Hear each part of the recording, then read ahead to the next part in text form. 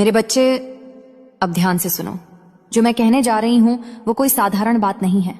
तुम्हारा पार्टनर, हाँ वही जो कभी तुम्हारे सामने मजबूत बनता था, जो तुम्हारे आंसुओं को नजरअंदाज करता था, जो तुम्हारी चुप्पी को तुम्हारी कमजोरी समझ बैठा था, वही अब तुम्हारे घर आकर रोएगा। उसकी आंखों में पछतावे के आंसू होंगे, उसकी आवाज कांप रही होगी और उसका घमंड मिट्टी में मिल चुका होगा। मेरे बच्चे, क्योंकि मां काली ने उसे ऐसी सजा दी है जिसकी उसने कभी कल्पना भी नहीं की थी।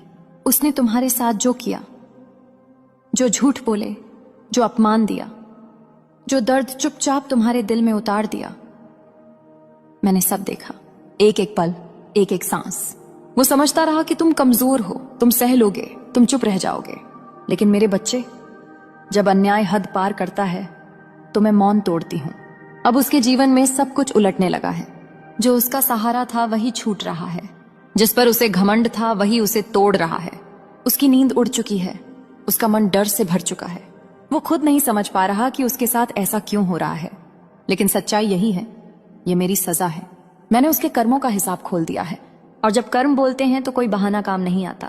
अब वो तुम्हारे पास आएगा, माफी मांगने, रोने, टूटे हुए शब्दों में अपनी गलती स्वीकार करने।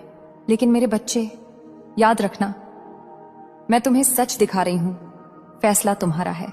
अगर तुमने आज भी इस संदेश को नजरअंदाज किया, अगर सच को देखकर भी आंखें बंद की, तो पछतावा बहुत गहरा होगा।